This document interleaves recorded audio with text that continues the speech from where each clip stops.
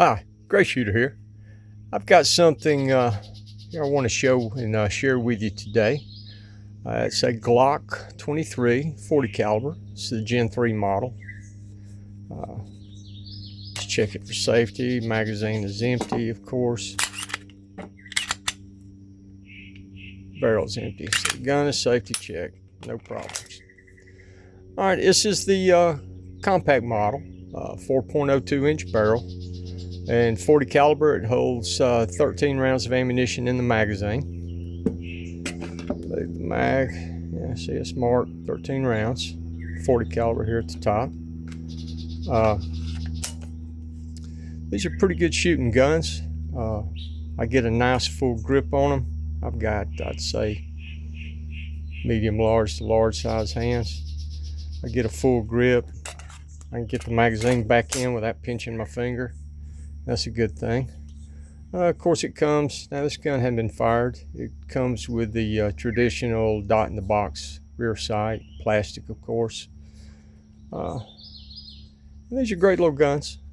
Glock's not my favorite, but they are very good guns, and I'm sure I'll be happy with this.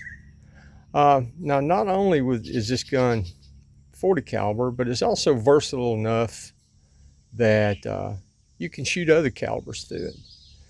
Now over here, I've got a, and this has been seen on the channel before, a 357 SIG barrel. I got this from Bear Creek Arsenal. I've had really good luck with it. It's dirty, but I've had really good luck with it. Never a failure to feed, never a failure to eject.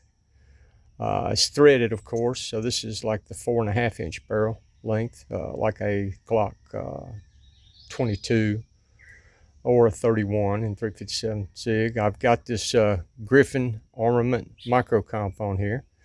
I've tried it. It does seem to reduce recoil. You can see how this works. It's got, I guess, radially dispersed gas, and it seems to help. So here we go. Now that's versatility. Two different calibers out of one gun. Now this is something new I've just picked up. This is another Bear Creek Arsenal. This is a 9mm conversion barrel. Now this barrel has not been used as of yet. So when I do fire it, it will be first shots. I'll say the feed ramp could be a little more slicked up, but we're gonna see how it goes. I've swabbed the barrel out so it's clean, and when we do the little range portion of this video, you'll see the first shots through this barrel, and you'll actually see the first shots through this gun. These are very nice little pistols, and I guess you're all familiar with Glock. There are a few things I don't like about it. Like for one, right here, I get Glock knuckle. Like a lot of people, it rides real heavy on the knuckle of my middle finger. Another thing too I don't like is these takedown levers are a little short, hard to get a grip on them when you get ready to take the gun apart. I'll put an extended, probably a Lone Wolf extended slide lock in there, and I'll probably put a lighter disconnector in here too. But for the initial shots, we're going to fire it just the way it came from the factory. So I don't think there's a whole lot more I could tell you about this pistol that you probably don't already know if you're familiar with Glocks at all. It's the same size as Glock 19, same size as my Glock 25 380, and believe it or not, this thing is actually about a ½ an ounce lighter than the 380 is. The 380 has a smaller diameter barrel, even smaller than the 9mm barrel, which is smaller than the 40 caliber barrel and the 357 SIG barrel. There's been quite a bit more extensive machining done on the inside of the slide on that Glock 25, yet this is a ½ ounce lighter. So, and unlike the new Gen 5s, I'm not sure if you're familiar with the new Gen 5 40 calibers, which I'm not sure if they're going to stay in production or not. I know this one's coming out of production. though they still show it on their website, and I'm sure there's still plenty of these in the inventory. The slide on the new Gen 5s actually overhangs the frame somewhat. As you can see, this frame is wider than the slide. Well, it's the reverse on the Gen 5s. The slide is actually about that much wider than the frame. The frames are all the same. There may be some internal differences with the Gen 5 because I know you can't swap out the barrels, some of the other parts. Some you can, I guess. Anyway, that's enough talking. Let's shut up and shoot this thing, okay? Headed to the range. One more thing I'd like to bring up before we go out to the range. Now, to change this 40 caliber over to 357 SIG, it's a simple matter of barrel swap. Now, sometimes you can load 357 SIG, and in a lot of magazines, that was the factory's intent, like Smith & Wesson. Their mags marked 40 and 357. Now, this magazine here is marked 40 caliber only. The 357 SIG mag, of course, is marked 357 SIG, or 357. Not a lot of, little difference in the followers there if you look at them. It looks like the 40 might be a little thicker up here on this flat surface than the 357 is. I know I've got some 22 round 40 caliber mags, and if I start loading 357 SIG rounds into it, after about 8 or 10 rounds, it starts getting all jumbled up. It doesn't really want to work right. So I try to stick, when I'm shooting 357, I try to stick with the 357 mags. And when I'm shooting 40, I try to stick with the 40 mags. Now, if you go with the 9mm conversion barrel, from what I understand, the hook on the extractor, the part that comes in right here and catches the rim of the cartridge, it's only about 10 thousandths shorter on the 9mm as compared to the, 10 thousandths longer on the 9mm than it is with the 40 caliber. However, with these conversion barrels, that 40 caliber hook seems to work just fine. I've done that on other pistols and not had a problem, and I kind of feel sure we probably won't have a problem with this either. Now, there is one other thing besides the barrel you have to change when you go with the 9mm. You have to go with a 9mm magazine. I mean, if you try to put 9s in this 40, there's a good chance they might just pop right out the top. So, yeah, you do have to convert the magazine and have the barrel to do a complete 9mm conversion. But it must be magic because it works just fine. Okay, enough of that talk. Let's go to the range. All right, I'm at 5 yards. Got an IPSC target sitting down there, full-size IPSC target. And I've got 13 rounds of ammunition loaded in this 40 caliber magazine. This is the first shots out of this gun. I'm going to shoot these 13 into that gun. Into that target out of this gun. And then we'll take a look at the target, paste them up. Then I'm going to change over to a 357 SIG barrel. Do the same thing, shoot a mag full of 357 SIG. We'll look at that target, paste them up. And then I'm going to drop in that 9mm conversion barrel. And let's see if that thing's going to run. Same thing, full magazine, except this time with the 9, we get 15 rounds in the mag. We're going to do all those. We'll take a look at that target. Hopefully everything will go well. So keep your fingers crossed. Range is hot.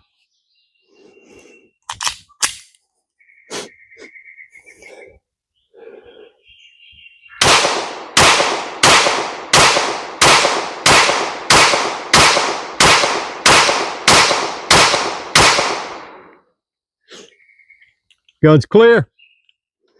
You'll check it yourself. All right.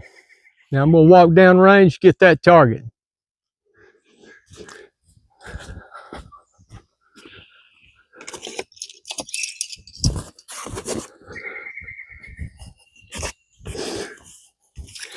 You can see we got good hits, mostly centered. I was shooting kind of fast, so you know, is what it is. I'm happy with that. That's more than minute a bad guy. Now let's swap out to that 357 SIG and see how it does. Okay, as you can probably see, I've got the 357 SIG barrel installed. You tell that because of the micro comp. It says 357, so no faking here. Uh-oh, almost said a bad word. Got 13 rounds, 357 SIG. This is Remington 125 grain full metal jacket. The 40 caliber I just shot, that was some American Eagle 180 grain. So fixing to charge this gun, range is going hot.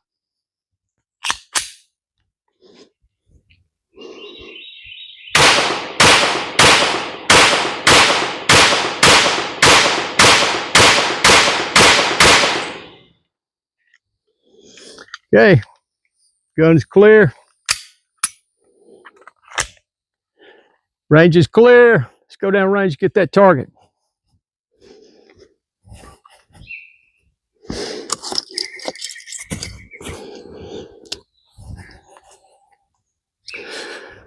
Okay, we got 3, 6, 9, 12, 13, 14. Wait a minute, nope. Miscounted. 3, 6, 9, 12, 13. Got all the hits. I can't count. Thanks, public education system. But I got all my hits. See, they're pretty well centered, just like the 40 was. I'm happy with this. You may notice I'm shooting without earplug in this ear. I'm deaf in this ear. I do feel it. I don't hear it. So anyway, I'm going to change that out. I think I will go ahead and stick an earplug in my ear just for the heck of it. I don't want any blood running out.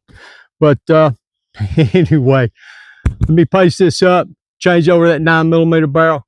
We'll give it a try. First shots. Okay, final test on this gun. I've got the Bear Creek Arsenal 9mm conversion barrel in here right now. I've got 15 rounds of some 124 grain Cellier and below full metal jacket. Do the same thing. Put my earplug in this time. Anyway, going to rapid fire those on that target. Let's hope everything works well and I don't have any issues with it. So range is going hot.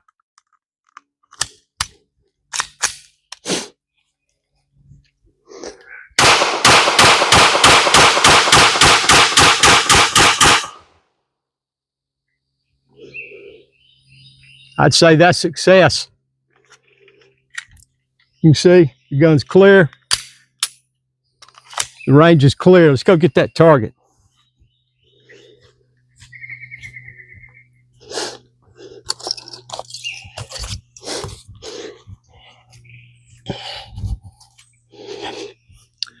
Okay, trying not to step in my brass here in the mud. It's been raining here for ever. It seems like I had to swim halfway here. Anyway, looks like I got all my hits. Dropped a couple low, but I was shooting quite a bit faster with that 9. A lot less recoil than you notice with the 40 or the 357 SIG. That's one good thing. Glocks, they all pretty much use the same recoil spring, generation to generation. The 9s, the 40s, 357s, they all use the same magazine springs. They use the same recoil springs, whatnot. It functioned flawlessly from the hottest to the medium to the lowest, the 9mm. So I'd say that barrel worked great. Thank you, Bear Creek Arsenal. I know I bought this barrel. I paid for it with my own funds, but you did a good job. As some of you know, I had an issue recently with a Ed Brown barrel for my Smith & Wesson, but thankfully Ed Brown Corporation, they